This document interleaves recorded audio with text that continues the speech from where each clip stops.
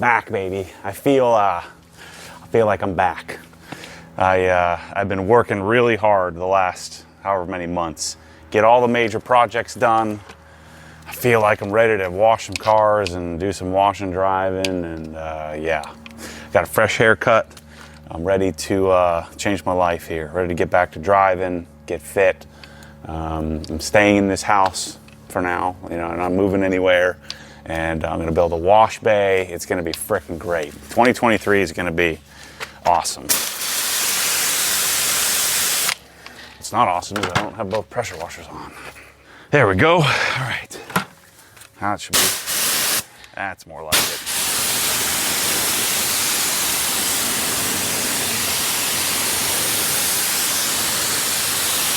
So this truck has not been washed in, well, I don't know how long. I haven't washed it. Somebody else has, but it hasn't been me. Just clean this tip out here. So what I'm going to put on here, so this is Shine Supply Wise Guy. And this is a more aggressive, I think I have this diluted 50-50, so pretty aggressive.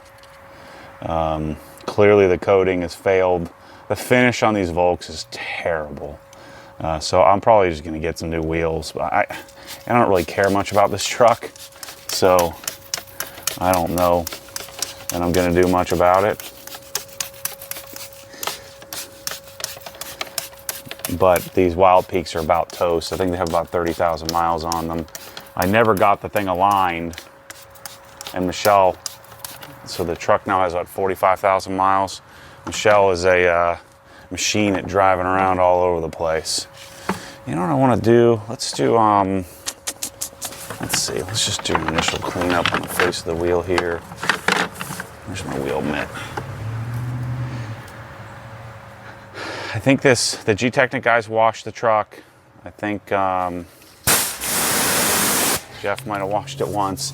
This truck is what makes me second guess my whole life methodology in maintaining, because I can totally neglect this thing and then bring it back. I know that's not 100% true, but you can really jack up or get a car that's jacked up like the GT3 RS that's out here, and end up spend a weekend on it and kind of recover it back to factory fresh or close to it. Makes you second guess all the washing and prep and maintenance that we tend to do. I know that's not 100% true, but this is going to be a big project here today. So I think this video, we'll see how it goes. I think this video is going to end up being 2.5 hours long. We'll see. I need to change the oil. I need to mess with the cam position sensors that apparently fail all the time on these cars.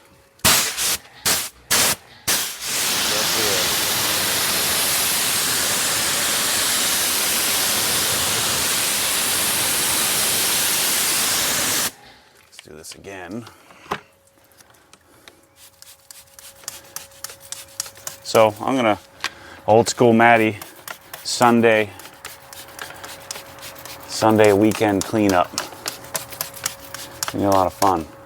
Let's just use this under here.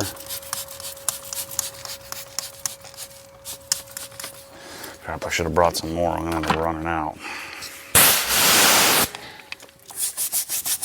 So I do have a Rivian coming in April, I think.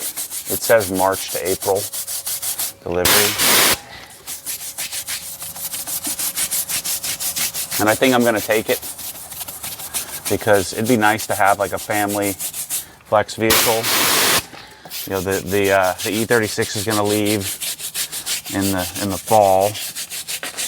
The Touring's going to be up and running here, so that'll be my main car. That and the E92, those will be my two main cars. And the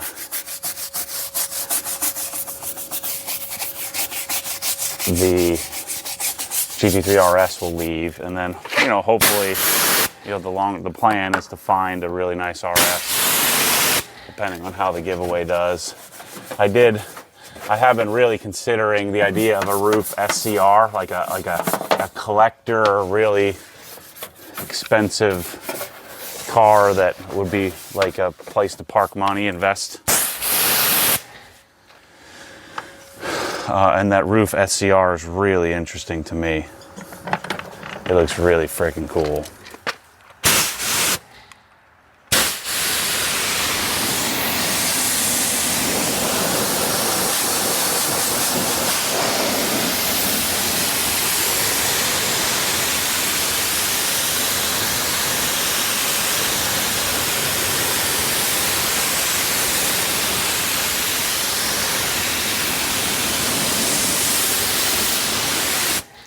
This, the coating never really took on these wheels. It failed, this weird anodized black finish is just a terrible finish. So look at that, I mean, it's dead, not a drip of water. And it was like that out like day 2. So I don't know if it rejected or it never seemed to take it, but it never really did anything. That's Deluxe, two coats of Deluxe, single coat of Gliss, and look at that, there's nothing, dead. Doesn't help that I haven't maintained this at all. And then the truck has Ultra on it, Ultra and XO, but you know, we'll see how good Ultra is, see if we can kind of refresh it a bit, because this thing has been used and abused. You're always yelling at me for not washing dirty cars. Well, this is as dirty as I get. But I have the day. Just got back from Amelia with Adam. And, you know, I got the time, so let's clean this thing up.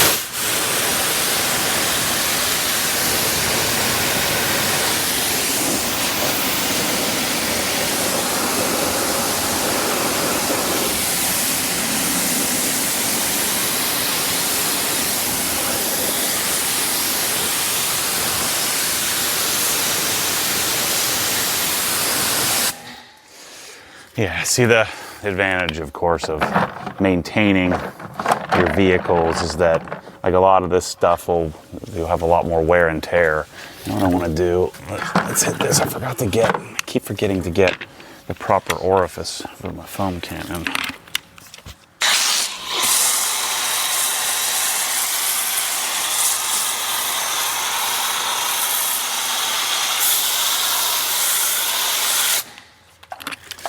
So that's brake buster. So then let's have the brake on my wheel here, and then let's hit the tires with the more aggressive Wise Guy. I could do the tires with brake buster, but again, I have this as I classify as my heavy duty wheel and tire cleaner. I need to break out when I need a sledgehammer. But these Wild Peaks are starting to wear. These are all-terrains, and you can see in the front. I should have rotated them, which I didn't. And yeah, 30,000 miles out of them is not too bad.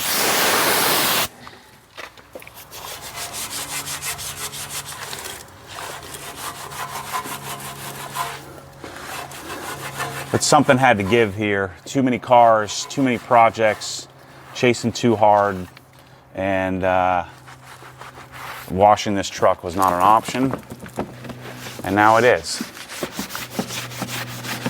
So I plan to start wash and drive, like as soon as I'm gonna get back from Helen. So we're gonna finish the Helen project. Phase 3 will be done. Like, we're gonna fully complete the outdoor kitchen, so that'll be done. Which is freaking awesome. And then the house is booked, you know, largely the rest of the year. You know, at least out to the fall, late fall, early winter. So I wanted it to be, you know, I said that I would like to have these phases done, phase 1, 2, 3. In phase 1 was the furniture function, make sure everything was functional, and the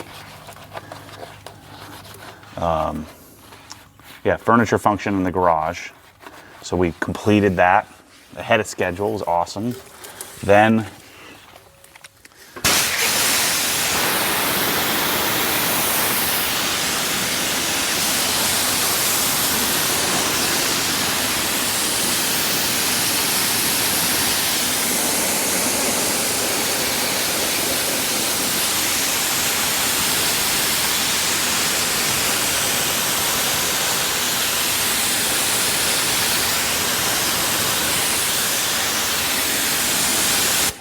see, these darn wheels are frickin' ruined. Well, maybe I just need to scrub them. Let's try that.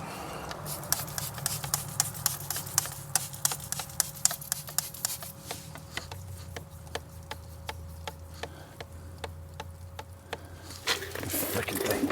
Ugh.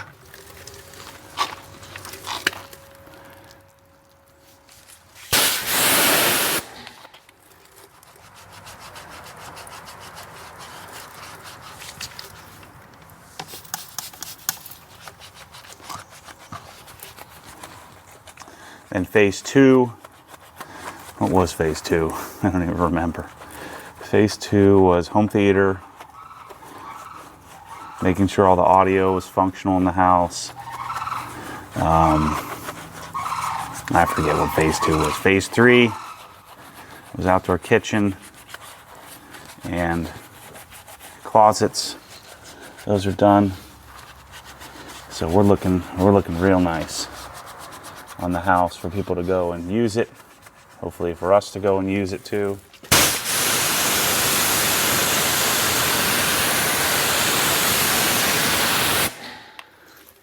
And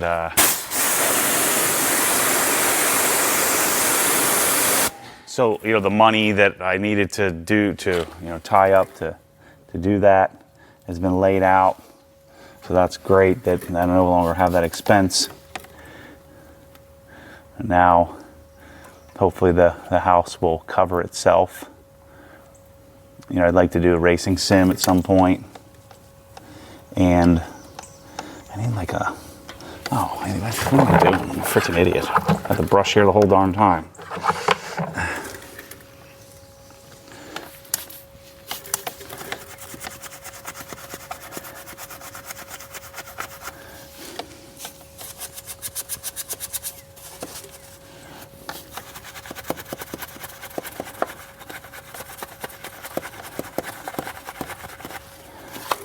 Looks pretty good.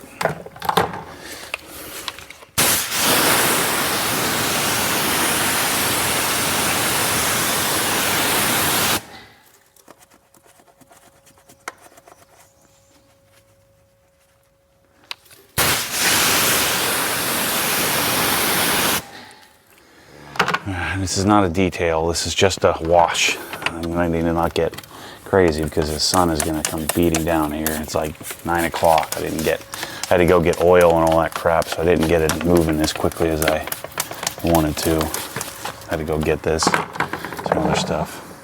So anyway, the Helen project, it feels complete. And the lion's share of our end-to-end solution is now complete. And so now it's time to dig into the details, which I love. This spring is going to be very heavily detailing focused for me. There's a lot I want to do to our detailing process, content, you know, the stuff available to you.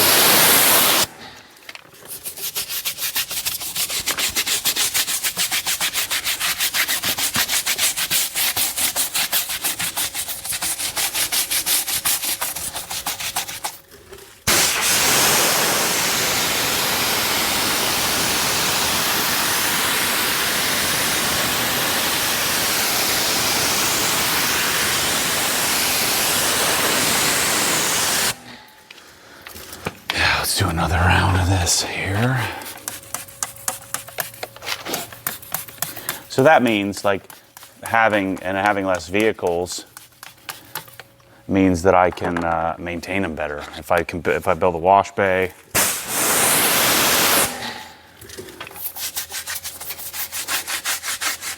I've got, you know, HQ functional with washing with the KWS. We do lots of DI testing. I've got the vacuum systems all set up here and there. So all of the work, the hard work, is done so that now I can go and share with you all the different discoveries I come up with. I like that feeling.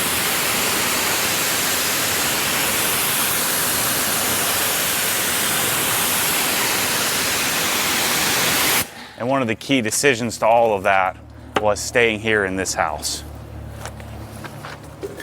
Which I like this place. I should, it's pretty freaking nice. So what I will do at some point, when I do the brakes, which will be soon on this, so if I do get back into taking care of this thing,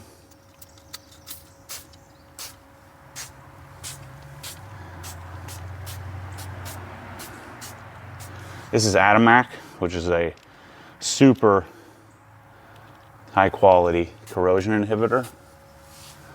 But if I get back to maintaining this thing, I'll probably get new wheels when I get new tires, because I don't sell these wheels. I don't love these. Kind of correct them, get them cleaned up as much as possible, sell them, get something else, and then I'll pull the brakes off and repaint them, and then I'll start taking care of the metal with something like this so we don't have all the rust and corrosion and all that junk that I've had.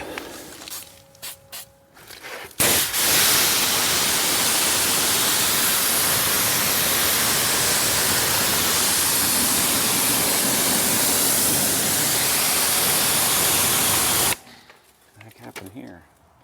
Let's get something. Crack the fender.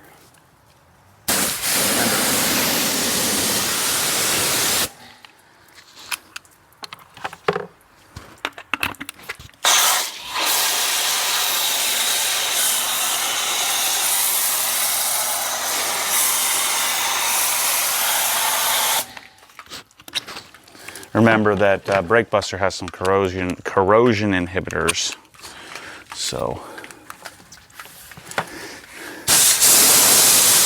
keep that in mind, as it's oftentimes helpful to hit the undercarriage of your truck or expose metal areas with it. It can't hurt while you're cleaning it up. So yeah, I could see myself, since I'm gonna be doing all kinds of washing and wash and drives and stuff like that, I'm gonna be looking for cars to do. So this truck, since it's mine, I might as well frickin' take care of it. And see, if I have the Rivian, then I have a backup that, like, if I'm tearing apart the suspension or something, because this thing's starting to sag.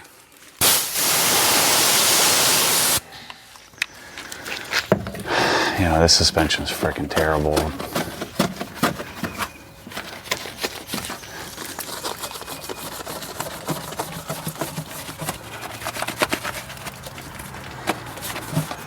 It's a BDS lift kit. You know what I might try to do? Now that I think about it, I'll just do a deep detail, sell this thing off. I really do want to get a Gen 3, just a stock Gen 3, just from Michele. No modifications. Just get the stock 37s package, just leave it, just detail it, leave it alone. Because, you know, I used to live vicariously through Michele's vehicle, right? Because I could only have so many cars financially. So I'd always want hers to be cool because it was mine too. Well, now I'm not really concerned about that. So I don't want something that I've got to frickin' work on and work for.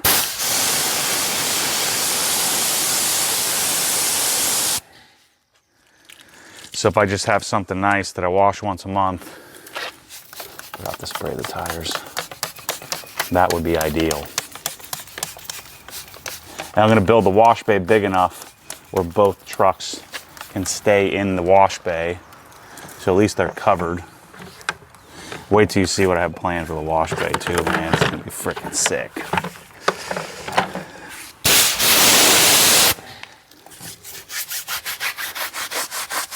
I'm just gonna build I think I'm gonna build it 30 by 30, a 30 by 30 pole barn. And I'm gonna have sunshades on all four corners so that I could enclose it. I learned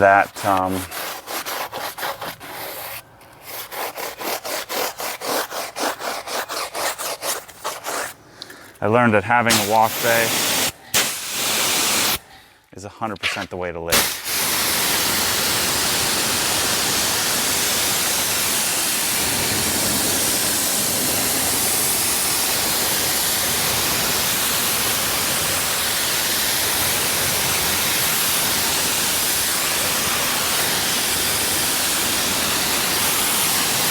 And I need some, I always talk about progression.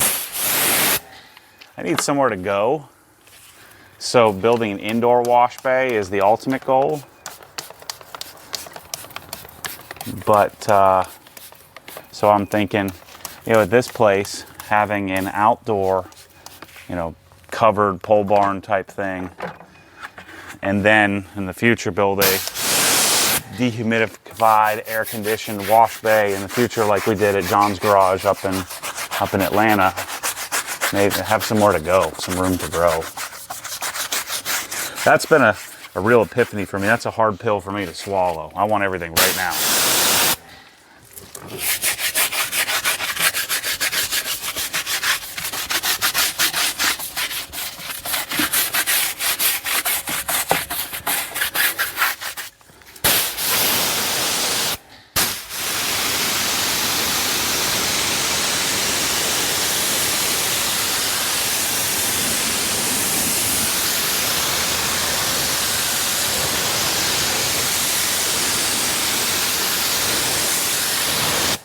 Beautiful out. It's starting to get hot though.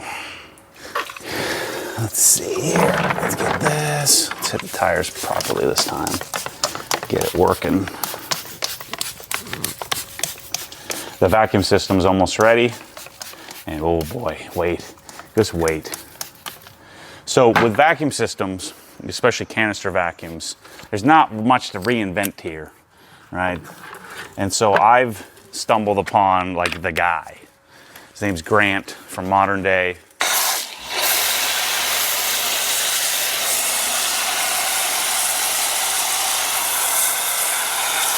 He knows anybody and everybody in that world, the vacuum world. He has been in the business for 40 years. And he's like, he loves it. He's passionate about it, which is freaking cool.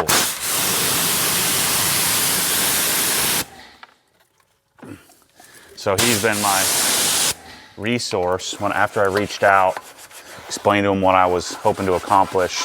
That's when he suggested we come use this small device, this small canister design, which he originally designed for like pet groomers, like mobile pet groomers, stuff like that, which I think is pretty cool.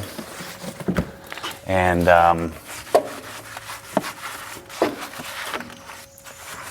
moving some soap around here. And so in that world, so this is a lot like the Krensler Pursuit. I'm not looking, I'm never looking for like, the 1,000 horsepower, if we're making an analogy here, I'm never interested in a 1,000 horsepower car that's deeply flawed and has all driving around with a laptop on your front seat. I'm looking for the GT3, the car that's just a great balance of performance, sound, all the above. And so to me, it's important. Just the overall user experience is the most important thing to me, I've learned over the years. User experience is what I'm all about. And so if I can improve user experience, then I'm on to something. And so this particular device, or this particular vacuum, and then I want to have a few options, not 100 options, but a few options. But all options I want to be as quiet as possible. That's important. I want to have as much suction as possible, but you know, I'm not too concerned about, you know, winning that war, you know, the horsepower war, if you will. I'm more concerned about, again, fit, finish, just overall function, functional excellence, right? Is what I'm looking for in a vacuum. And it's not like I'm reinventing the wheel here. I'm just bringing this professional market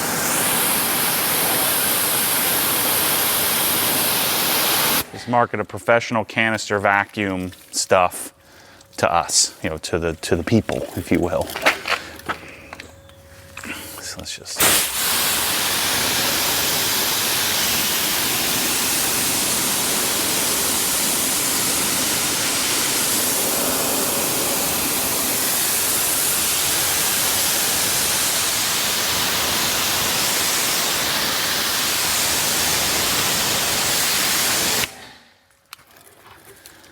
And so our vacuum system right now, I need to get the dB meter out, but it's supposed to be about 60 decibels. I need to test it out and see how it operates. Now, a lot of the sound, a lot of the noise when you're dealing with a vacuum, the noise is coming from the darn, you know, the darn suction, you know, the end, you know, where the end of the hose. Kind of like the pressure washer, most of the noise is from the water. But you know, I'm interested, what does the unit sound like? And so we're with our final design, I guess our final launch design is going to have more internal packing, which costs a few bucks. But it'll have some more internal sound deadening material. We're going to have a external muffler, which also helps. And then we're also going to provide a secondary option so that the motor on our main unit, on the, let's say the quiet unit, the one that most of you are going to want,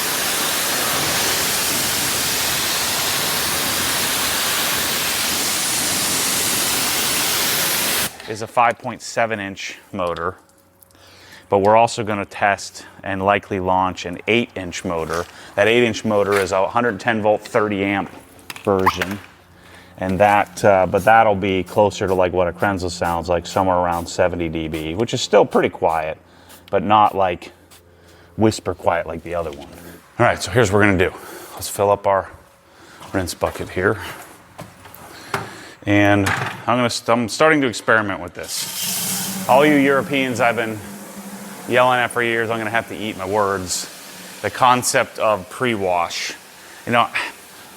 I largely still think it's unnecessary, but I'm going to do it anyway, especially on this super dirty truck.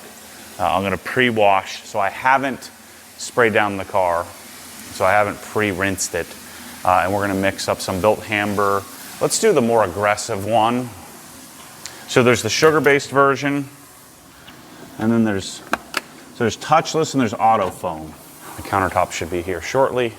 So auto foam is the one that's green, smells like it's not an APC, but smells like an all-purpose cleaner type. And I'll make other videos on this in the future, but what I need to do is I need to turn off one of my Krenzels. I'm going to turn off one of them. So now I'm down to 2 gallons a minute, or 1.9 gallons a minute, because I can't get a proper dilution of the product.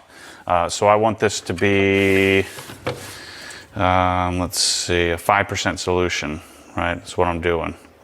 And so in order to get a 5% solution, we'll talk more about this specifically, but you have to basically fill up your foam cannon. So I filled my foam cannon to 750 milliliters of water, and then I sprayed it into the bucket until it was empty. And then I know how many gallons it took, and so in order to get a 5% solution, forget what the math was, but again, we'll go into that specifically. But here's the thing that's gonna rub you the wrong way with this stuff. It's, I need 450 milliliters of auto foam, with in 750 milliliters total. So 300 milliliters of water, 450 milliliters of product. So as you can see, that'll get pretty expensive over time. God dang it. I hate pouring out of gallons. It always makes a darn mess. Rusty, I need a funnel. I need a funnel for this thing. So there's 450 milliliters of soap. Then I'm gonna fill this to 750. Now, actually, this is a big old truck, so I'm gonna just eyeball it here. This button is broken. My freaking shorts. Just strap this thing on. There we go. So actually, I'm gonna go full. So I'm gonna go to about 550 milliliters. This isn't exact science, but so we'll go 550, and then I'll fill this up fully.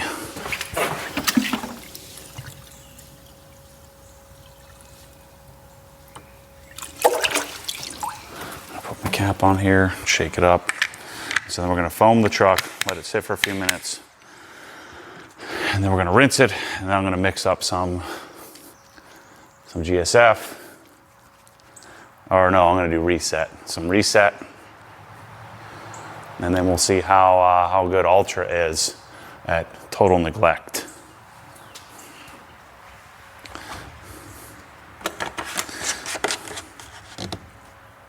So again, the disadvantage here is you'll be rifling through product, rifling through soap. As you can see, sun's starting to get us here. I think that's a decent enough angle. That's what you get with these wash and talks and crappy angles. So let's foam this sucker down. We got pollen, we got bugs, we got dirt, we got built on dirt. Let's see if this helps us out here. So part of my problem is I have a 1.5 nozzle on here, so I'm not gonna get as good a foam. So I need a separate foam can, which I planned to get and I just forgot this morning.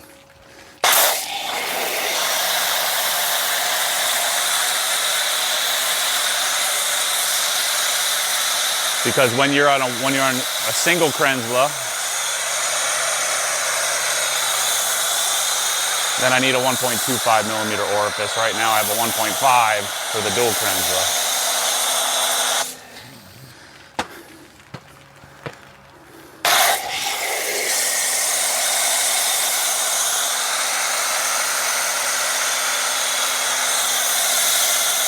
But we're getting the soap on here. That's what matters. If I'm gonna start washing my truck, then I'm gonna need to get the proper stools as well. Proper ladders.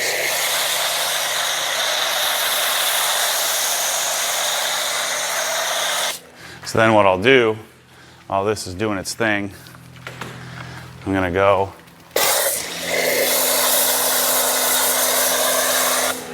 mix up my reset solution. Because this is not designed to be used as a soap. For washing, this is a pre-rinse, like a pre-wash.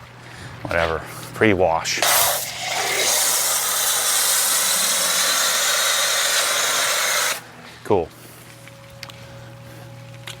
And I'm gonna have to do it pretty quickly here. All right, so now let's rinse it. I still need to get a 7.5 nozzle. This is where the dual Krenzla gets really awesome.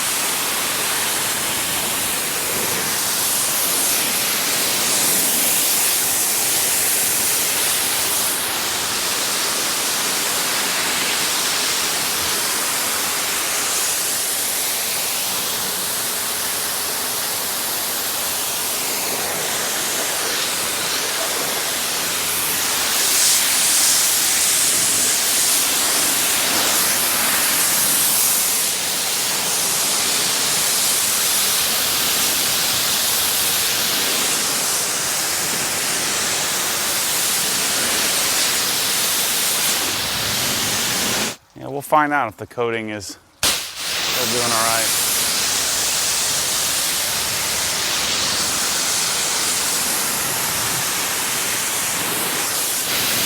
I'm telling you, you really got to hang on to this thing. 4 gallons a minute. So, you know, I totally get the concept of this. They're using a soap. I think this is an alkaline soap that is doing the pre-cleaning. So it's pre-cleaning the surface here, which means I'm gonna have less dirt, less chance of marring, scratching. I just don't know how much this does. And part of my philosophy has always been that I don't want to degrade my coating. In my conversation with Pete Hamber about this, he's like, look, I'm telling you, this isn't degrading squat. Okay. Only one way to find out. Use it, figure it out. Okay, so that's my pre-rinse. Hopefully, shoot, on this, hopefully it helps it be easier to clean this darn thing. So now let's do our reset. So now I'm gonna do my regular washing. In the sun.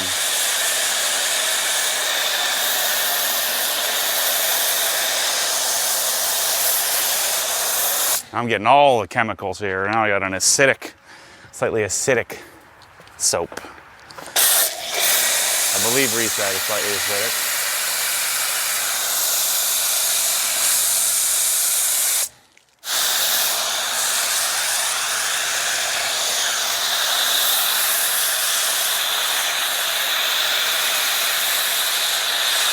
I really don't like this smell.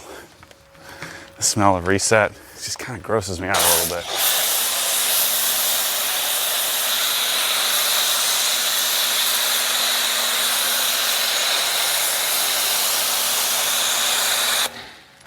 All right, now let's go. I need to wash fast-ish. Just imagine a wash bay out there would be sick. Or I could wash anytime, any day. That's what I want. It makes sense to wash the shady side first, and then we'll come around and do the other. Still recording, looking good. Still feels pretty good. Just like no contamination. So I wanted to show you what I'm working on with the pre-wash stuff, but I don't have any real conclusions yet. Yeah, this truck has needed some natty attention for quite some time. I don't know, this pre-wash sure seems like it's making my job a little easier here.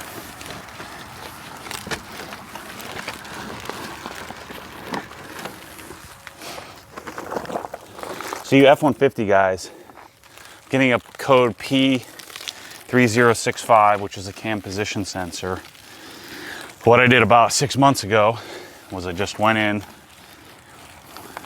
unplugged them all, replugged it back in, and it went away for 6 months. Is there a better, more permanent fix for the cam position sensor failure or code on these? I'm gonna have to address that. It doesn't run weird, it doesn't really affect the car at all, affect the truck at all. It's just throws a code, throws a check engine light that kind of comes and goes. So I'm not sure. I guess maybe I could just buy the sensors. I don't know if that's gonna fix it though. If the sensors really aren't bad. I think it's a common F-150 problem. So I imagine my wash bay having fans on all 4 corners, shade systems, all kinds of quality of life improvements, if you will. Quality of my life and washing. Since washing is kind of my thing, you know. Sorry, I'd be moving the camera around for you, but I'm trying to beat the sun here. So yeah, I saw this I didn't realize how much, and I've started doing some research last night, how much roof as a brand, as a car really resonates with me. You know, I'd love to have an old school Porsche, but you guys know me, old school and me aren't gonna go together very well. But I love the look and feel of analog, but if it gets too old, then you lose me. And so a new, fresh version of an old school look and feel is what I think roof really accomplishes, really intrigues me.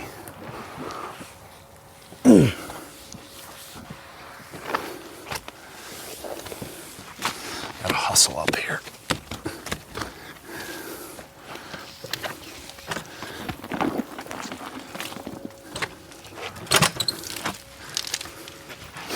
So the SCR, they make a CTR, an RTR, and an SCR. And the SCR is the 4-liter naturally aspirated. It's 2,750 pounds. It's naturally aspirated. I think the SCR looks better, but it just, you could see that being right up my alley. Now here's the catch. The car is $925,000. So, but it's a 2.5-year wait.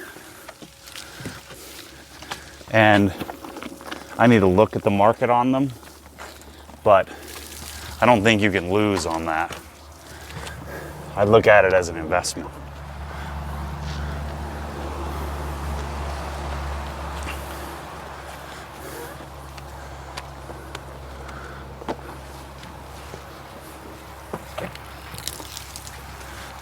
But I don't know, talking up my rear, it's a freaking $1 million car, the $1 million that I don't have to spend on a car. But if I stay lighter on the amount of vehicles that I have, you know, maybe I could pull it off, who knows. Meaning have less vehicles, just have a few really special ones.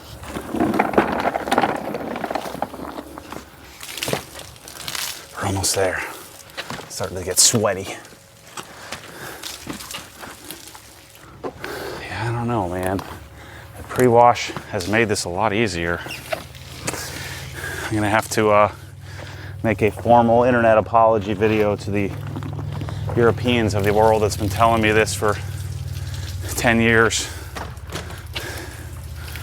Maybe not 10 years, but a lot of years.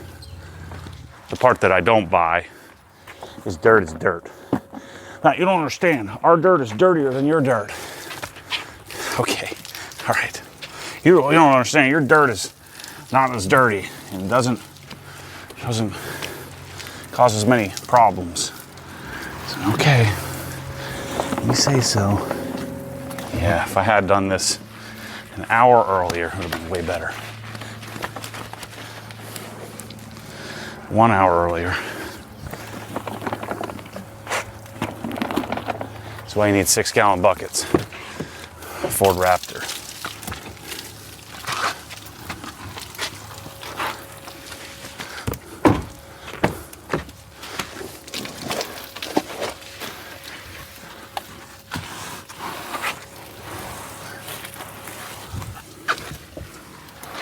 Okay, let's finish the front here. Ready to rinse.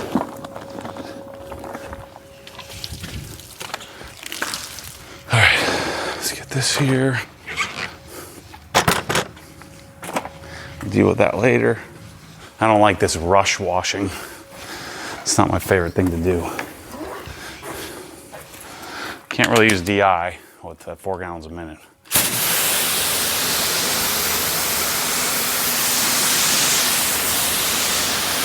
At least not yet, not until I come out with my system.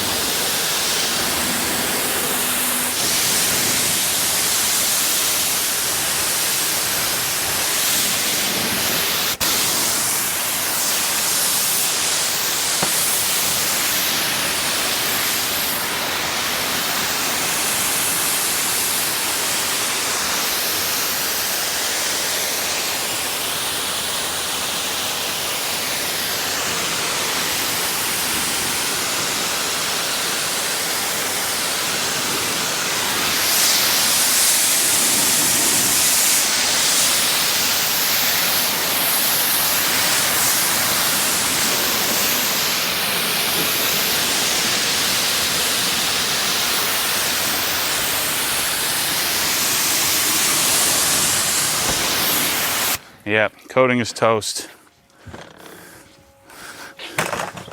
It still feels slick, so it may just be the hydrophobic part. That's what's so funny about all the nonsense claims about 9 years and all this. So yeah, anything will last 9 years if you freaking don't drive the car and wash it every day.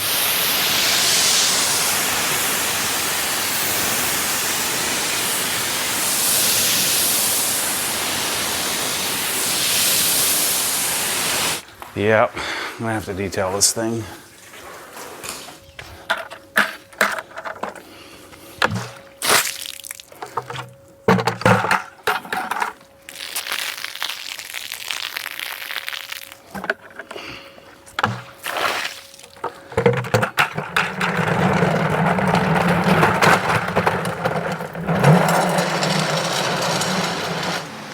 All right, let's blow it off.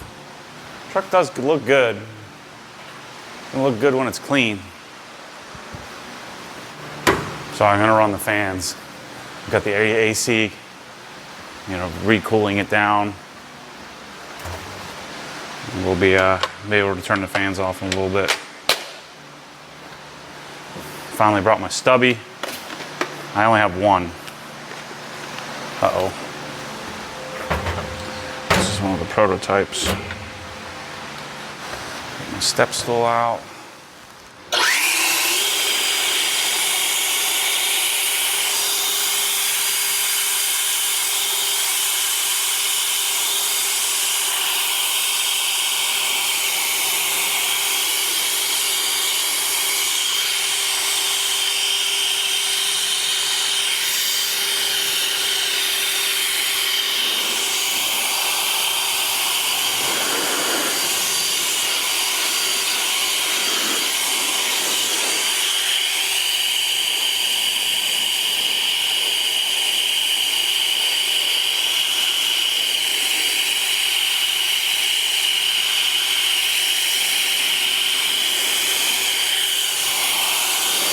See, to me, I hate washing a car that doesn't deserve to be washed. You know, one that isn't maintained.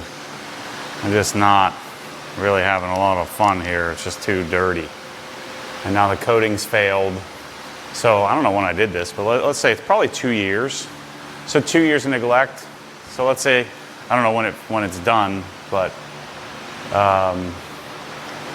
you know, in order for a coating to work, and every single coating manufacturer is pretty clear about this, you've got to maintain it. But it was an interesting case study. Ooh, a big old scratch. But if I'm gonna, you know, if I'm gonna be maintaining this, which I probably won't, I think this truck, you know, we're just gonna use and abuse it, and then I'll get rid of it.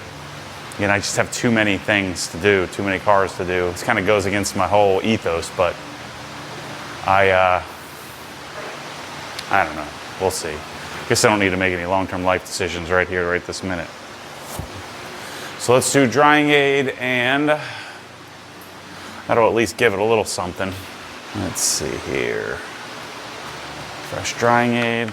I'm gonna dry it, and then I'm gonna go make some breakfast. Then we're gonna work on the interior and the wheels, and just kind of at least get it presentable. Spend a little bit of time on it. Oh, these fans are great. These are the Viper fans. Same guys who make the chair. Ooh. Something bad on there. Kind of sap or something. Yeah, I mean, there's still coating here. It just has lost its hydrophobics, because the car still feels pretty slick. So we could reactivate it likely by claying it. But the problem with doing that is then you're gonna mar it. So the one good thing is the truck is not marred up at all because it hasn't been washed, it hasn't been touched, right? Because it hasn't been touched, there's no scratches and swirls and all that business. So the paint looks super shiny. We're gonna call this, this is my case study on case study of neglect. That's enough. Yeah, that's what I'm gonna call it. I don't know if that holds up in the court of public opinion. Oof. She must have taken a tree to the side here or something. But I tell you what, it is nice to just have a regular old family vehicle that I feel so fortunate to be able to lose some of that stress in my life of worrying about every single little stupid thing. So that's been a real positive of me not being consistent with my whole life methodology. Because Michele just doesn't care. She likes it when it's clean. She'd rather, use her time on other things than to worry about cleaning up her truck all the time, which is probably a better way to live. Actually cleaned up pretty well. Yeah, so I did the Rivian truck. I was gonna do the SUV, but I'm telling you, for kids, the truck is the best thing. So then they don't have to bring all their junk inside of the vehicle. They can throw it in the back. A truck with a bed cover. From the sun, I am having to kind of buff off the soap residue, which is not preferential. You got some love bug etching there. Since I'm on this side, let's just do this. And then we'll move the camera.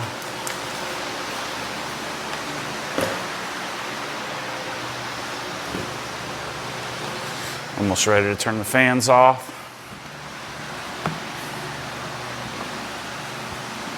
Tell you what, I haven't spent a ton of time in this garage yet, but so far I'm in love. This afternoon I'm gonna play with the amplifiers. So right now I have just a receiver, a T758, which is actually sounding pretty good. But I've got these really expensive Dynaudio speakers that are relatively inefficient. So the more power you give them, the better they're gonna sound. And so I'm gonna give them 600 watts of clean NAD power, which is gonna make it sound even better. I'll do that next.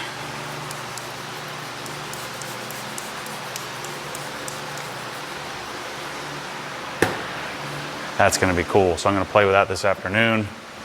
But I've gotta, shoot, that might be this evening because I've got a long way to go on this thing. Change the oil, mess with the sensors. I'm gonna spray off the floor mats, but I don't think I'm gonna clean the interior.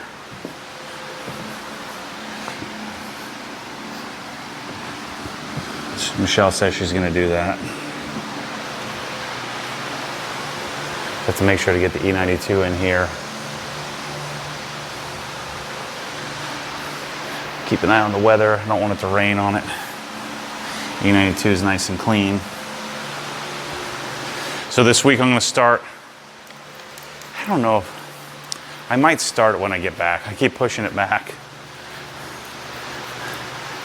I may start the Brewster. I'm not gonna finish it. And I may start polishing. I'm gonna take my sweet old time on the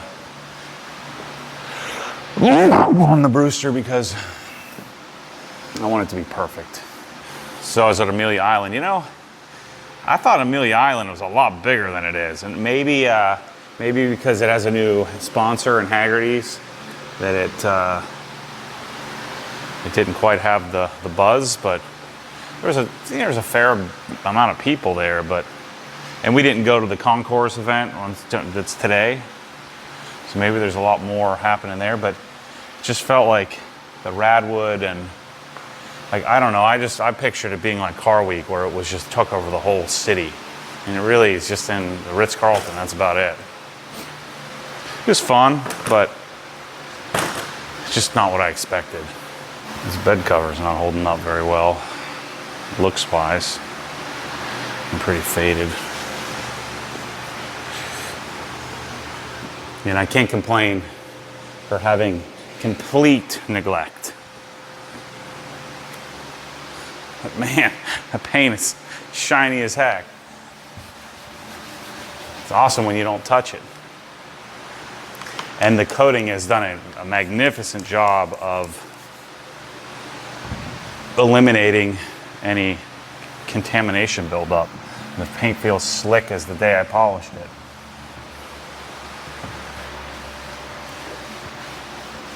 So again, I think if I clayed it, iron removed it, it would probably reactivate. But then I'm gonna mar the surface. And I think I'd rather not do that. Let's do the door jambs and switch towels. Normally I do the door jambs last, but I'm gonna switch towels, so.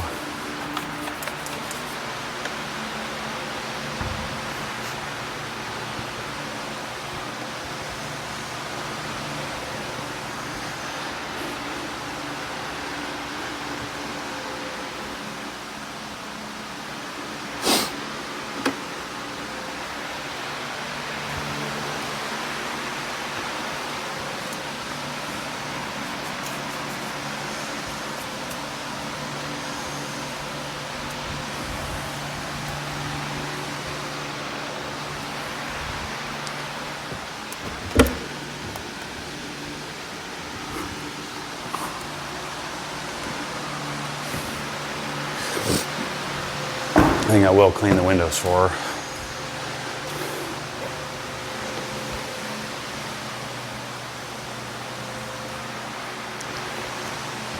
Be nice to see out the windshield. All right, let's punt these. Let's work on the front. Got to get my hay full of garbage cans, hold my microfiber towels. It's so funny.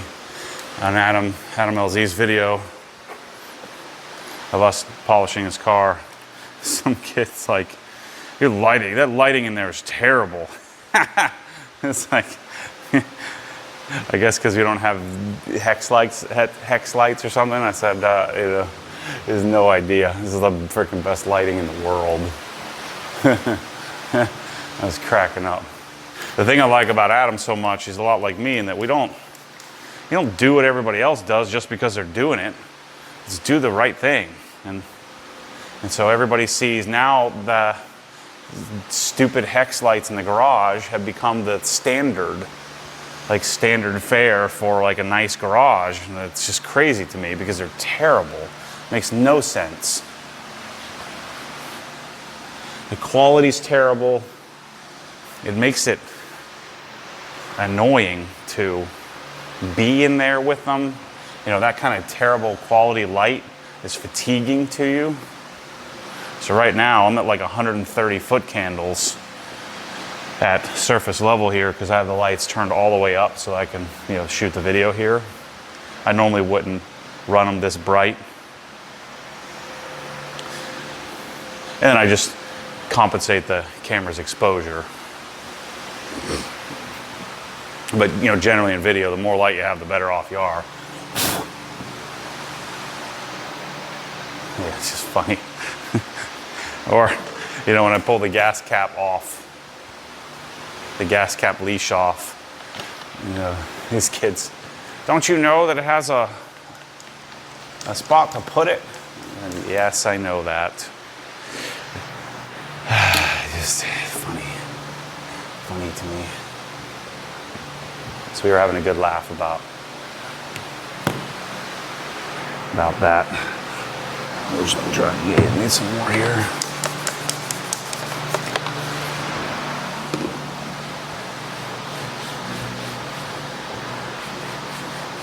Yeah, I think a quick little perfect finish polishing. Get this, and then a recoating.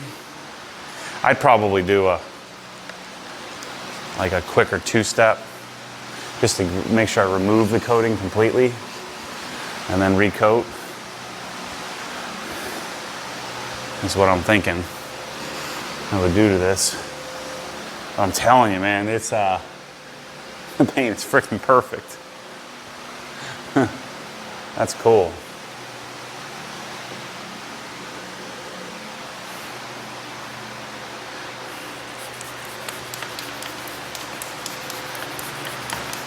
Use a lot more drying aid on this porous metal business than I would elsewhere.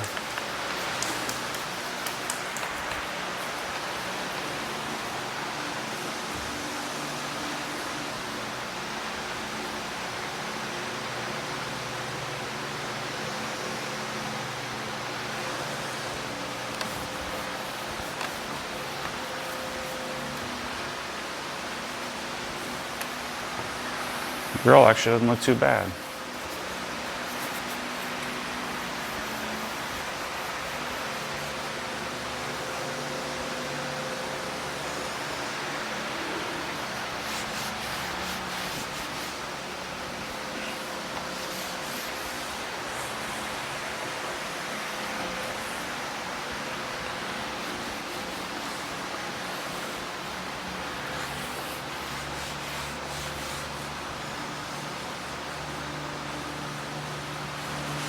I don't like this front bumper, but I don't have the energy to, or the desire to waste a bunch of money and change it.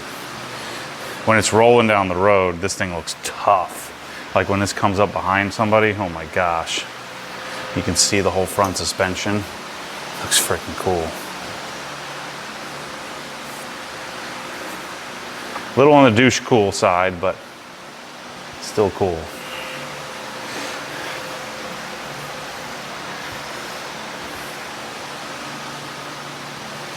Again, I should have never bought this thing, but I did. And it's served us well. And will continue to serve us well. Man, these fans are great. They're like 50% quieter than the Air Kings that I've always used in the past.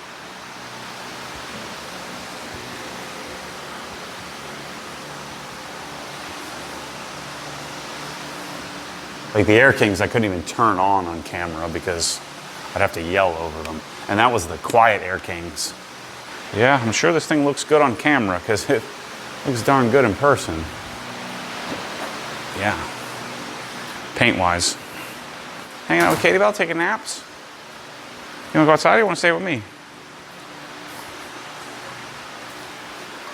I think I'm gonna figure out how to put a doggy door on this place.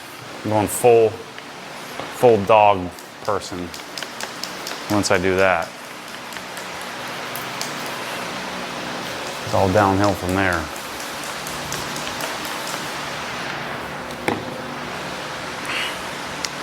Yeah, from washing in the sun, it's all this soap residue, and I'm kind of wiping off.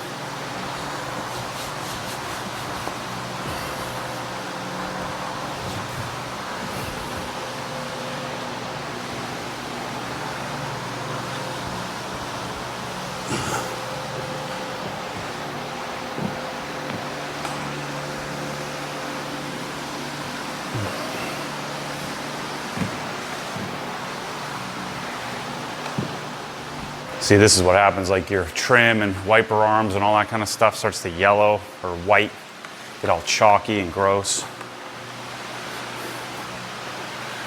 when you don't take care. Yeah, you can always polish the paint.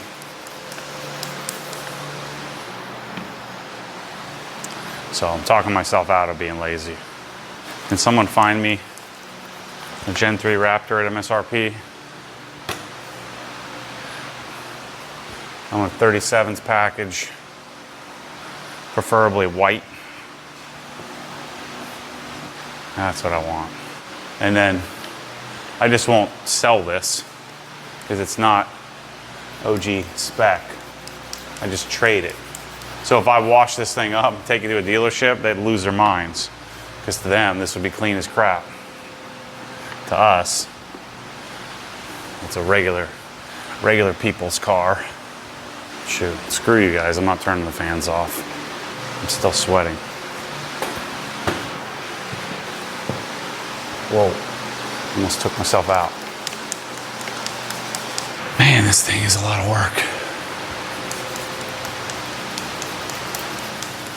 But imagine it's maintained. The wheels would clean up in half the time. It would be quicker to dry because the water would blow off quicker. It wouldn't be using as much drying aid. you know, the glass would be coated and I'd just do a much simpler wipe down. So that's where the magic is. And you know, if you're not maintaining a fleet of vehicles, it's also helpful. You know, if you had a truck and a car, or maybe 3 cars, you could wash it every other week, you know, and keep it in really great shape. Having 5, 6, 7, 8 is not a good place to be, I think. At least not for the detail oriented, unless you just have like an amazing facility to keep them in, which I don't. I just have a garage, you know, 2 garages.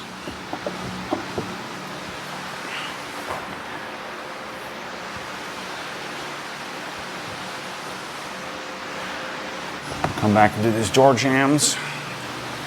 Yeah, I'm freaking starving, so I'm gonna finish drying the back here, finish the door jams, and go eat something.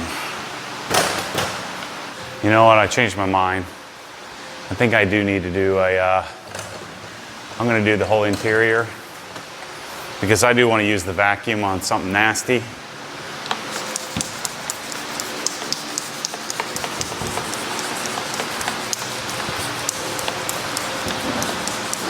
So she'll be pumped if I do that for her as well. So I want to suck up some freaking Cheetos and whatever other bull crap is in the car. Give me some vacuum testing, hands-on testing. Looks good. Yeah, dude, it's contaminant free. So the coating has rejected all of that. Coating is clearly still here. It's just that the hydrophobics have been negated. So it does make me think about just doing would I rather have it slightly marred up and have the coating reactivated? I don't know. We'll see when the next time I wash it is. If it's 6 months from now, yeah, then no. If I get into washing this more often, then, and this is where I haven't had weekends. I've been working projects or in Helen or just too freaking much, man. Just disheveled, disorganized. Or let's not say disorganized, because I'm never disorganized. It's just a lot of different projects going on at once. All right, I'm gonna go make some breakfast and we'll come back and do the wheels and work on the interior and probably drop the oil drain and kind of keep working. All right, back at it here. Gosh, these wheels are freaking ruined, man. Let's just put a little drying aid in and see if they can at least turn a little bit blacker.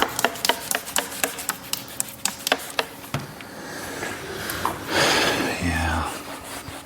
Just this finish is just not good. The finish is not good combined with neglect. So let's be fair. So just had some breakfast, feel rejuvenated. So I'm gonna get the wheels done here. Then we'll start to do the oil change.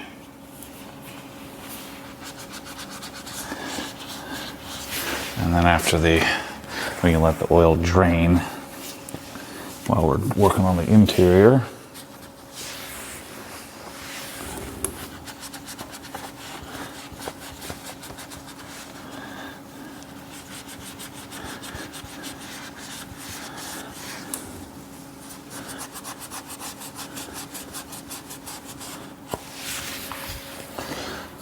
The other thing is this orange rust will wipe off now, but it'll come right back. Gotta find some better wheels for this thing. Or not, just freaking leave it alone.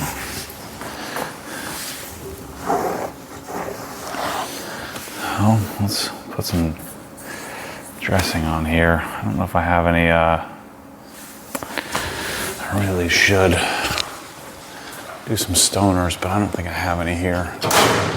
Let's see if I have a can. I don't have any mineral spirits here either. This isn't gonna, dressing the tires isn't gonna do very much. Next time, next wash. So this one will just dress. This brush makes these tires so much easier to do. Still not easy, but much easier.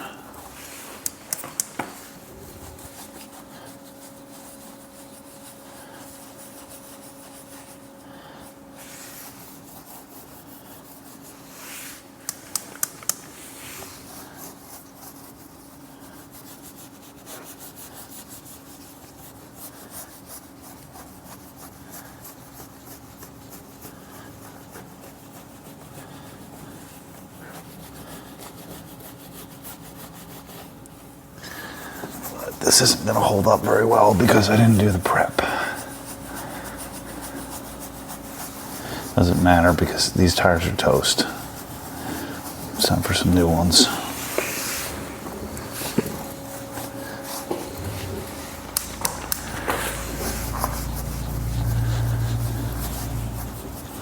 So, if you want some TEs, sure you could talk me into selling them to you.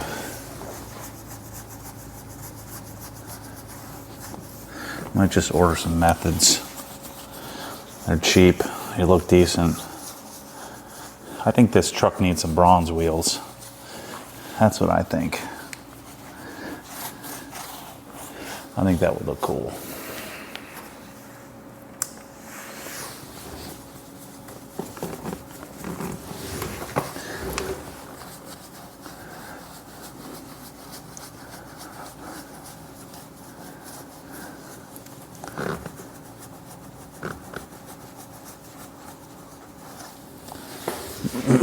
Jeez, there's a lot of tire.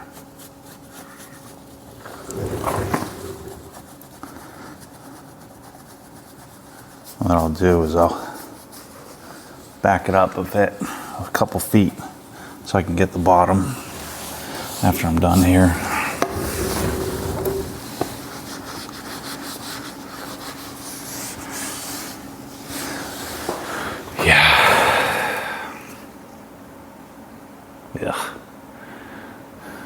This truck needs some real serious work. This is why I need to have other people wash it for me, so I don't have to think about it. Now I'm extrapolating the massive amount of work that would be required to make this thing look good. And I don't want to do.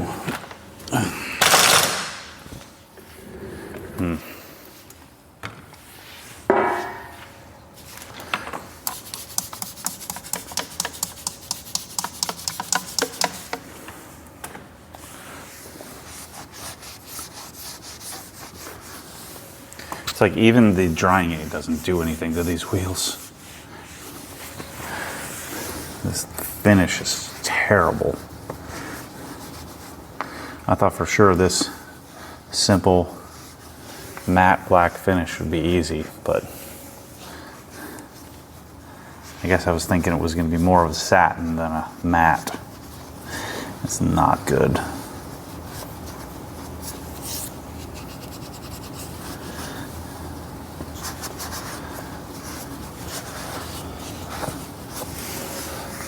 Clean out the tip a little bit here. Stuff is so thick, can gunk it up. I don't normally spray it on like that. These need some serious juice. Yeah, I'm gonna do these two.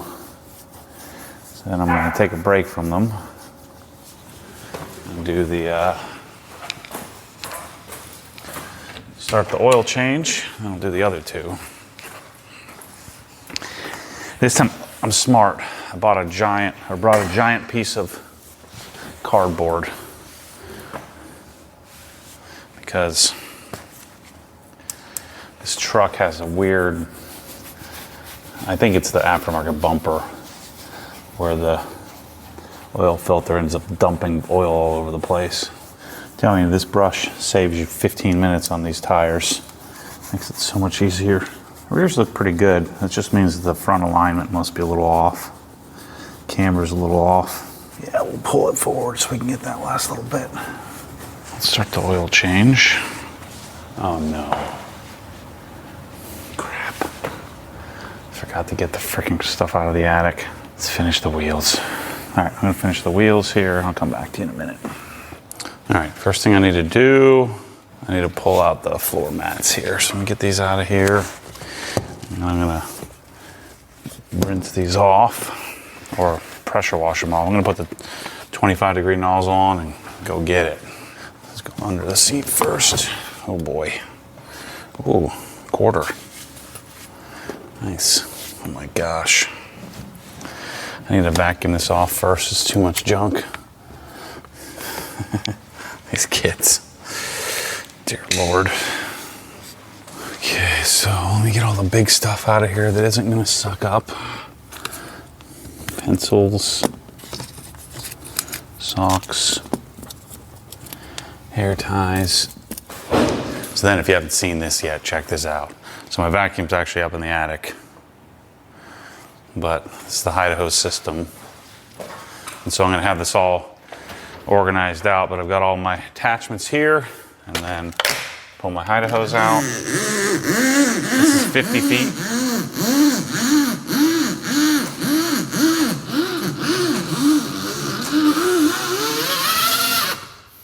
There's my 50 feet of hose, lock it down, turn it on.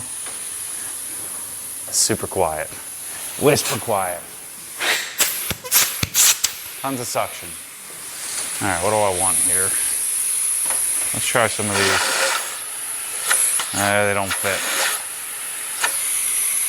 I would need an adapter to make the, I mean, it will still kind of fit, but doesn't stay on.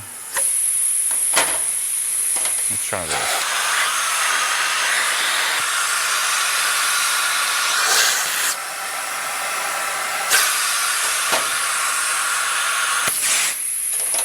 Accessories is what we're working on. So we'll use this. It's here. So this attachment's no good because this thing comes off. It's not terrible function-wise.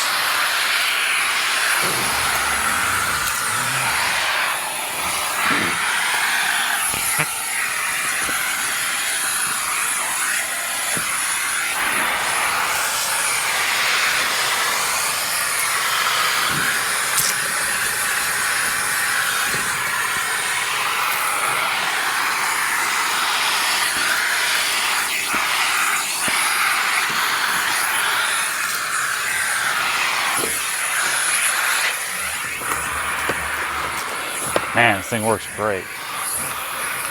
But this tool always falls off. It's junk.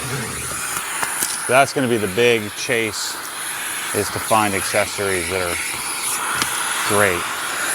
And I don't think they exist, so we're going to have to make them.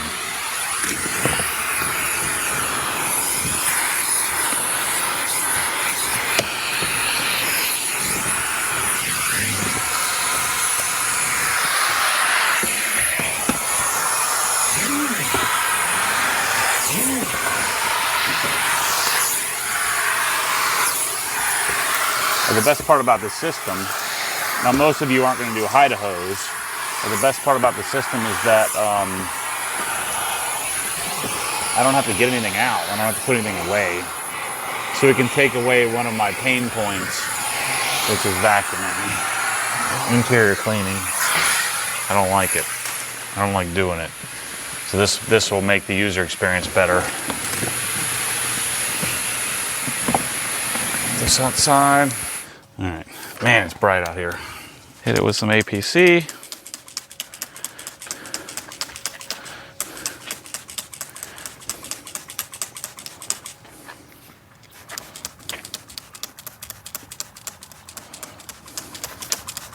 I should spray them off first. This APC is gonna dry immediately.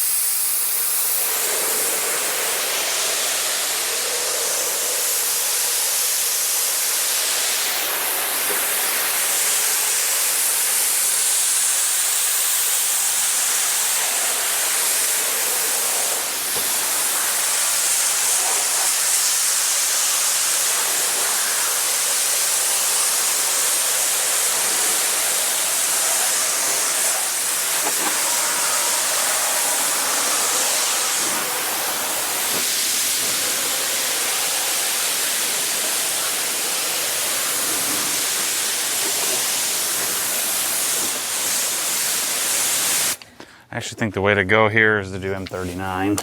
Let's do that.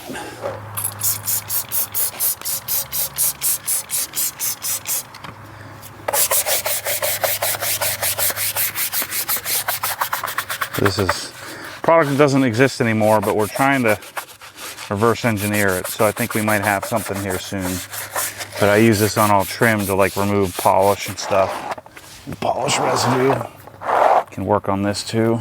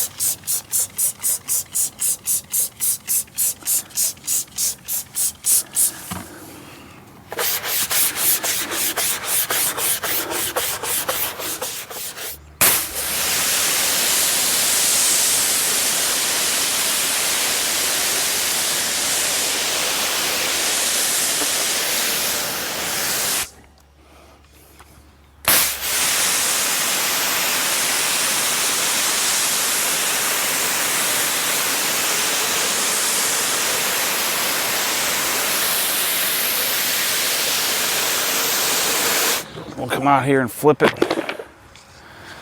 It'll only take them a few minutes to dry off in the sun. I can put this thing away.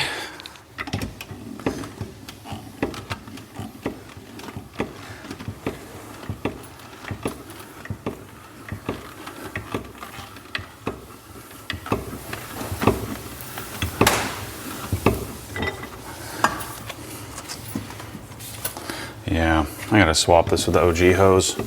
I can do that in the next few weeks. I brought all my bottles over to get all of my products set up in the garage here, since I'll be doing most of my washing here at home now. And I'll set up a new set of bottles at my house. Or I mean at the yarn building.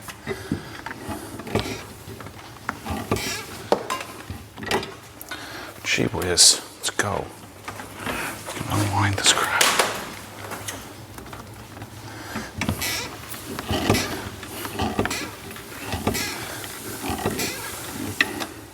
Yeah, it only takes like 2 minutes to get this thing set up.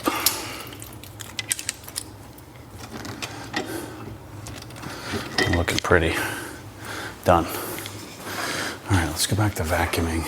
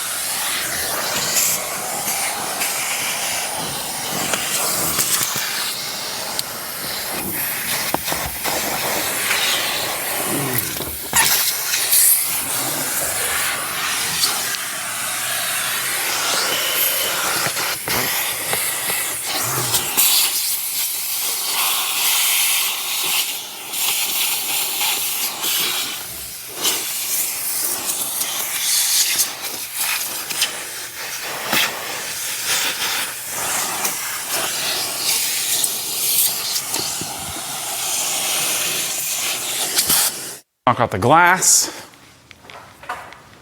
because it's a freaking mess. I'm going to use Angel Wax Vision. This is like the sledgehammer of glass cleaners. So we should hopefully be able to get this cleaned up pretty well. The tint is kind of coming off here. That's not good.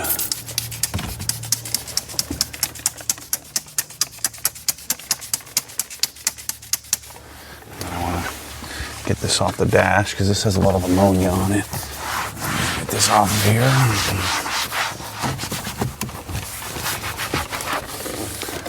Oh man, that smells.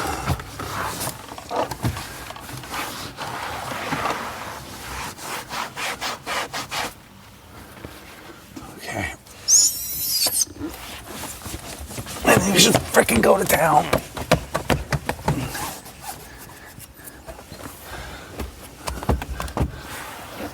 I forgot to bring my stuff. Bring my bonnets. Let's just stick the towel on there. And the reach and clean tool.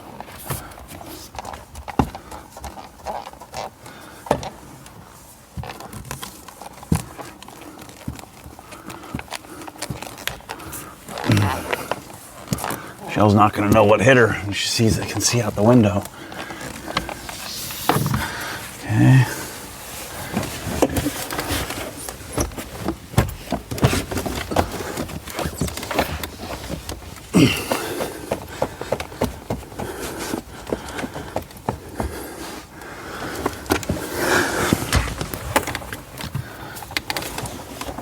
Telling you, the secret sauce to windows, I think, is just get frickin' aggressive. If you get aggressive, gets the job done. Nice. Okay. Let's clean off the rear view.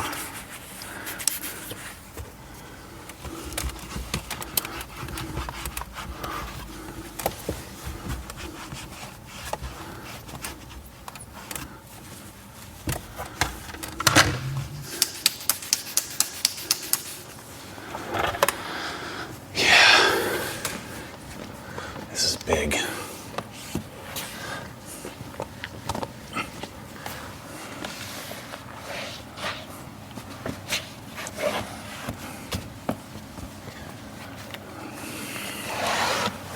Clean this one.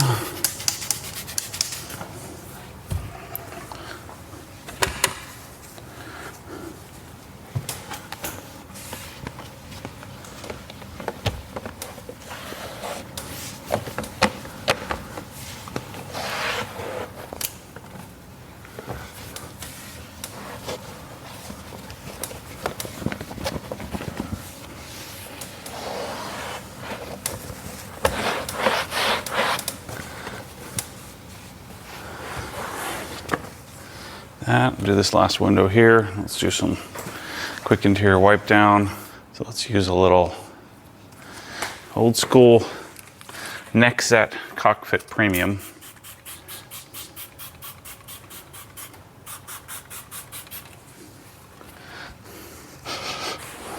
I stopped using this a few years ago. One, it was very inconsistent. And then secondly, it was really hard to get. And it was always my favorite interior cleaner. I think P&S is pretty decent. Griot's is pretty great. I don't know. Seems to be doing okay.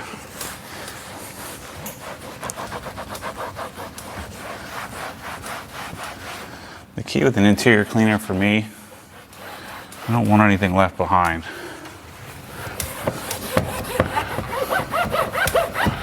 I want it to just leave a matte finish. Make it look like no one's been there.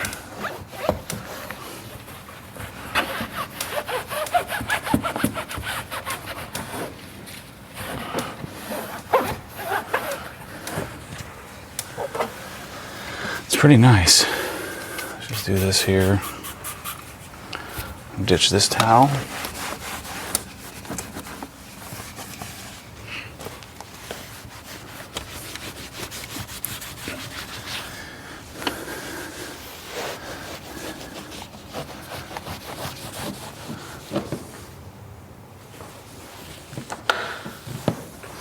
You can also use it on the seats too.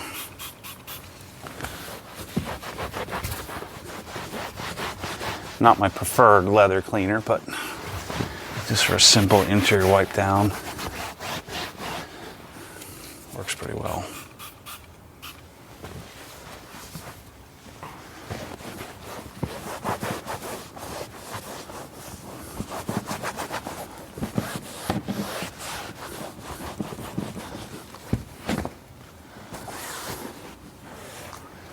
Let's jump up in here. Ditch that towel.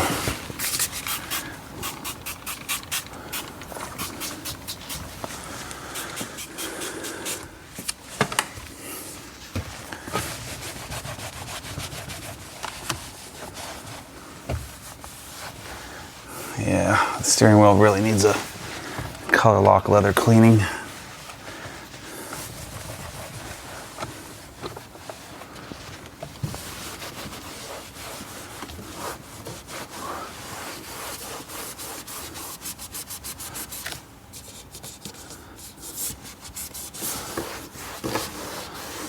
I don't know how this works on the screen. Let's see.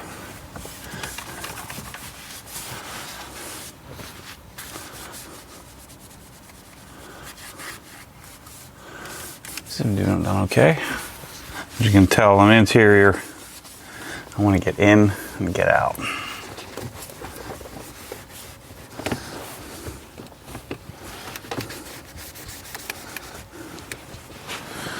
Actually, the easier thing to do, rather than taking the stuff to the sink, is just use a towel. I use lots of Cockpit cleaner on it. I'll show you.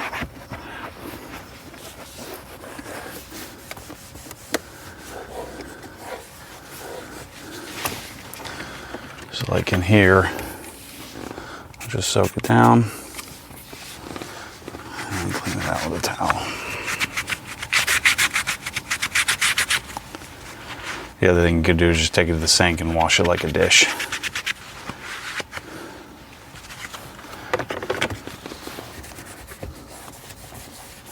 Not bad.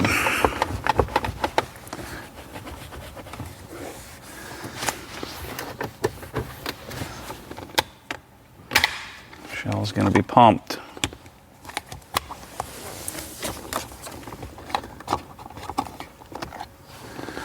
About her freshly clean car. By yours truly. Not too bad. Not good, but not too bad. Oh shoot. Bad.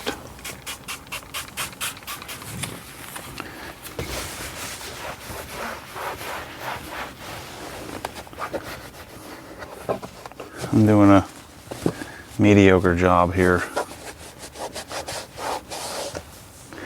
I don't really want to do a full deal. All right, so done with vacuuming, done with the interior. Check out how cool this is. So if you haven't seen this before, you can pull it the rest of the way out. So when I'm done with my hose, all I do is take the end, suck it right back up in there. That's freaking cool. I don't care who you are, that's cool. All right, so I did like an 80% job here. Put the floor mats back in. Now let's change the oil. All right, sprayed a little bit of Eden on the interior. Angel Wax Eden, we have this in the store. I like this smell. Eden, Bliss, I like Eden. Eden's like a little fruitier. Bliss is a little bit more like a cologne type smell. So that is now done. The interior is complete. Just did like I said, like a 70% job. I want to get, I'm going to throw this on the windshield, just so that Michele has a little something, throw a little woofs on there, just to refresh it. And then I got to back it out and pull it back in so that we can do the oil change. I can do the oil change, not we. Getting everything cleaned up and put away. And then I can go edit some videos today. I want to edit the video from yesterday, edit the video from today, get those up on YouTube, use some G-Technic. This is G-Technic, what do we call it? Prep? No, crap. So the tires looked really shiny, but now they don't.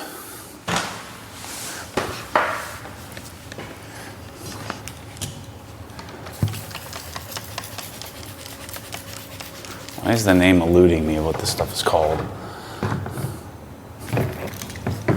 Just frickin' stay here for a second.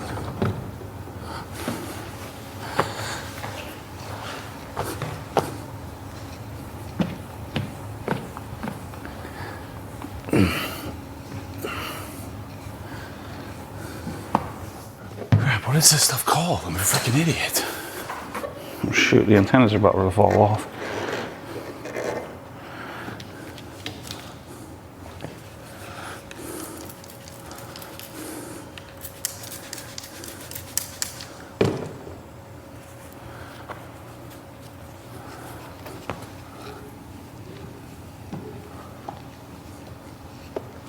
Panel wipe. That's what it's called. Panel wipe. Gosh. I'm losing my mind here. I really would like to get in here.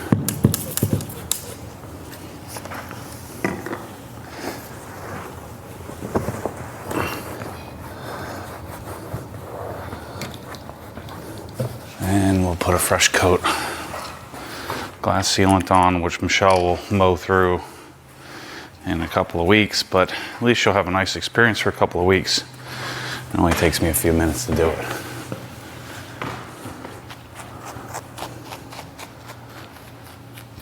For me, this will last all year.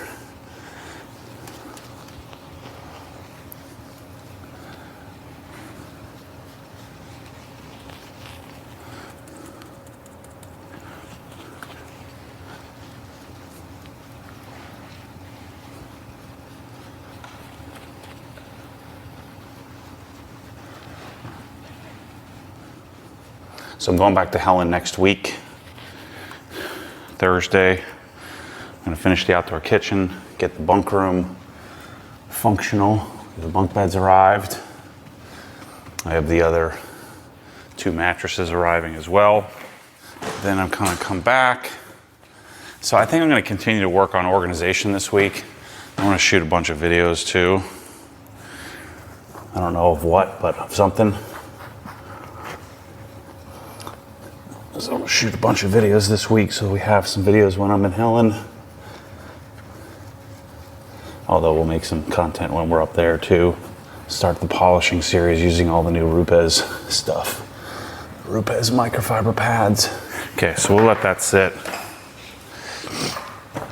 I gotta back the truck up because I forgot to get this stuff out of the attic. I need the oil thingies out of the attic. So let's go in the attic real quickly here. If you haven't seen this, it's super cool. These stairs are motorized. It's pretty freaking sweet. Look at that. Is that not cool or what?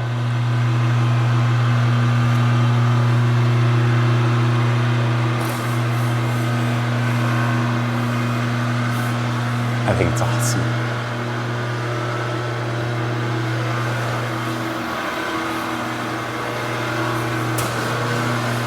I got enough cabinets now that I can probably just leave these down here. And I've got a really cool one coming that'll probably go in the attic from a company called Samson.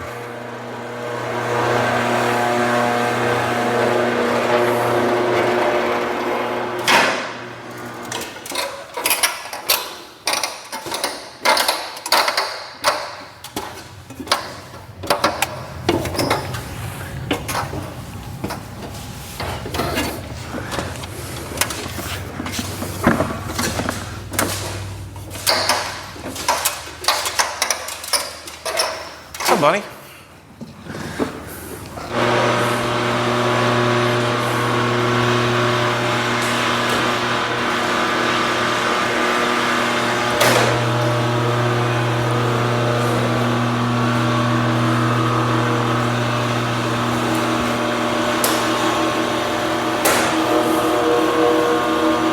It's an acorn, buddy. You won't like that.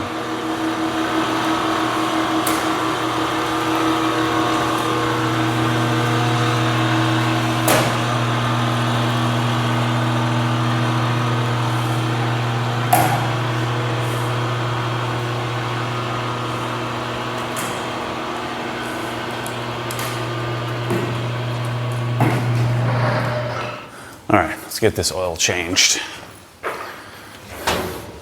Goal is make as little mess as possible. I'm gonna go net zero in the mess department. Set the towels here. I don't need those. Set those there. Take two more.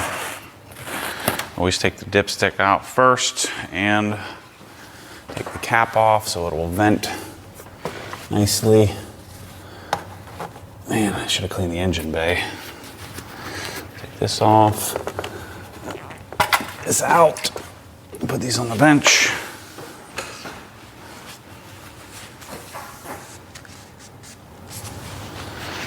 It's nice and clean. The car is medium warm. You know, I did drive it. That's what I like. I don't like it to be super freaking hot. It is nice when it does drain a little better when it's medium warm. I think it's a 15 millimeter. Let's take it 15 to 17. 14, 15, 16, 17. I think this is a 15 millimeter. If I don't remember correctly. Got this really cool giant drain pan that I ordered. That I should have here soon.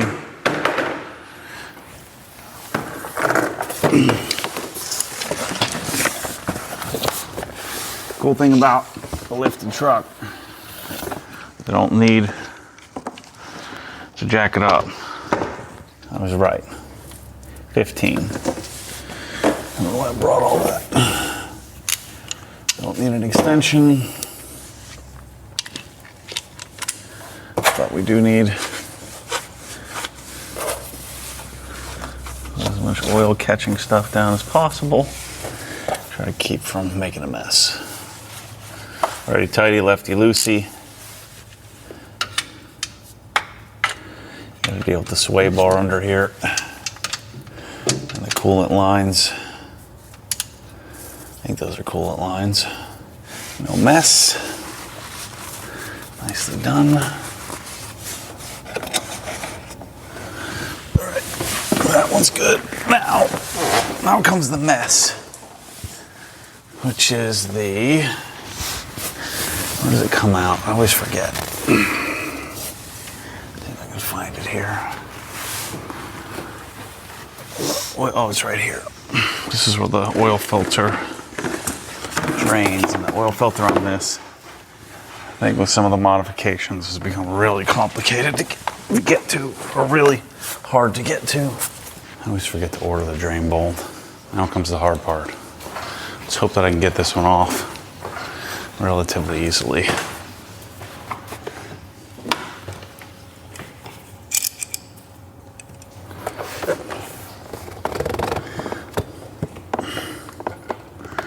Every time this filter on the Raptor just doesn't want to come off.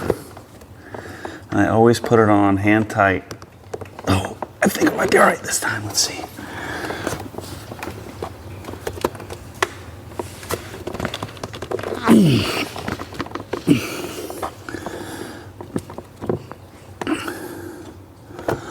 Can never get a good angle on it.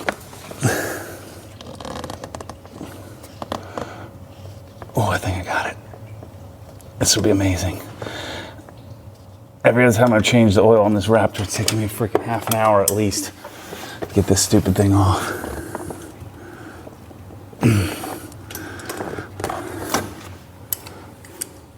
There's a freaking coolant line right there. There's no way to like get in here comfortably. And I think stock, there isn't a plate, so I think you can get it from the bottom. But this hideous front bumper, I gotta get it from here. I got it, nice. All right, I can get it by hand now.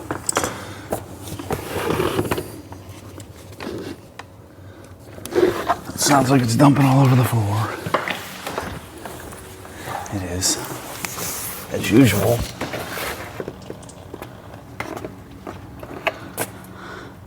It's right in the exact wrong spot.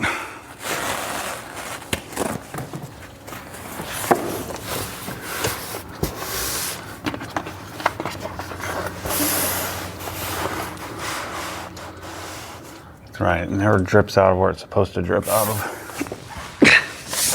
Because of the aftermarket plate.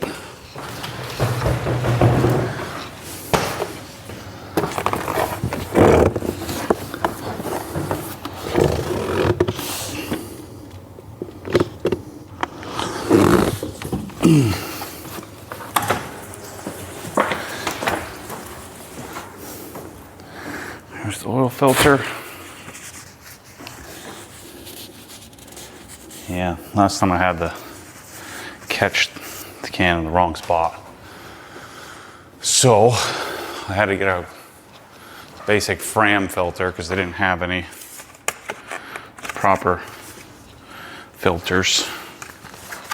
This takes 6 quarts. Always double check, which I didn't do. Make sure the O-ring came with it. It looks to be the same size.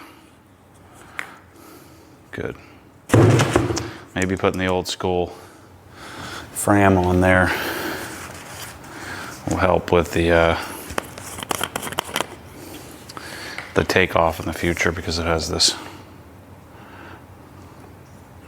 Filling up the filter isn't going to help because it'll all dump out because the filter on this is sideways. I'll just get enough in there just to kind of get it primed and started, but if I put too much oil in there, it's just going to fall out.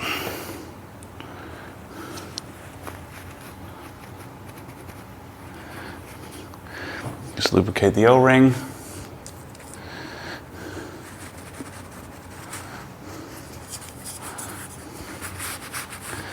Should be good.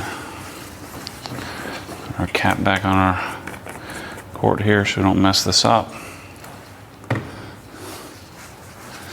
Put this back on.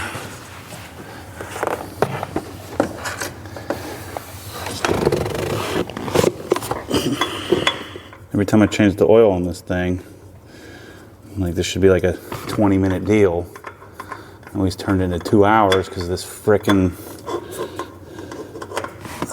whatchamacallit, oil filter. Getting it off of there has been a nightmare. There we go. My strong hand tighten is all I need. And I give it one little, like, 16th of a turn. That's it. Tool back in place. Got me a funnel right there. Always seems weird, such a big old truck. Only takes 6 quarts of oil. And there's still quite a bit draining out. I always have a hard time seeing where the darn oil filter was. Cleaned up, we're gonna let that drain. Come back, put the plug back in. Finish the job. Piece of cake. All right, put the drain bolt back in. I didn't go that tight, I just was at a weird angle. Pull our oil out. filthy.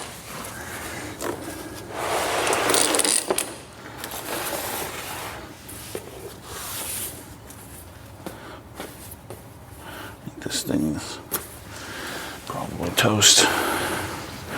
I'll just use this to sop up the rest of this. I don't normally like buying the 5s, but this was like, I don't know, 50% less than the quarts. Oil's oil, I guess. So, more of an AMSOIL guy, but in this, I'm more apt to just get what I can. Readily available. Save this to dump our oil into. And that 1 quart I had wasn't completely full. Let's put just a tiny bit more in.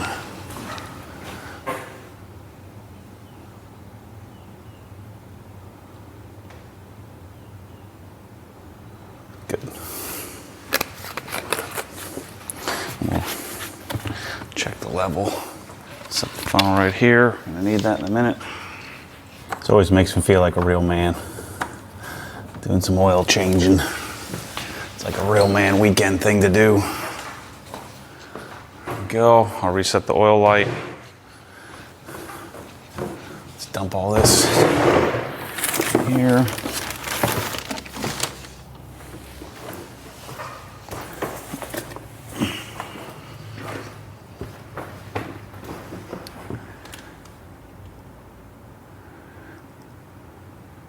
It looks like we consumed a whole heck of a lot of oil here, because that's not even filling up a 5 quart.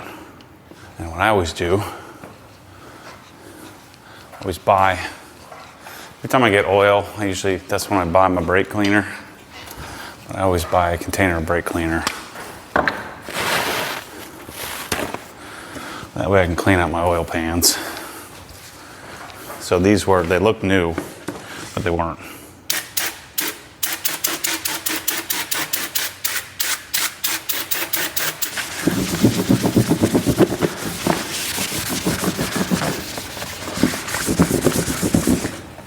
Leave a little in there just so I can use that to wipe the rest off.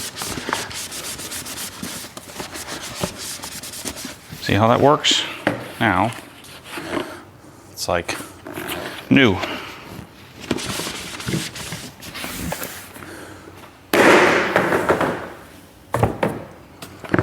Something to this one.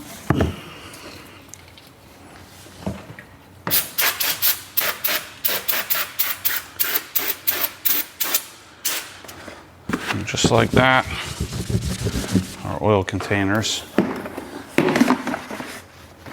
can go back in the cabinet and not have to be all nasty. Sweet. Do the same thing to our funnel. We'll go reset the oil light, and we'll call that a job well done.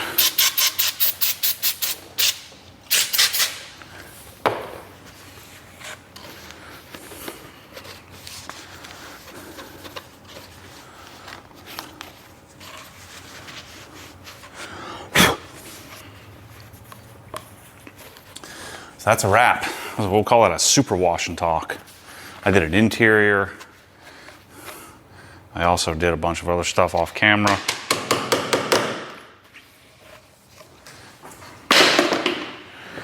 Not a bad day's work. Now I get to take all this blue collar, go be white collar, edit some videos.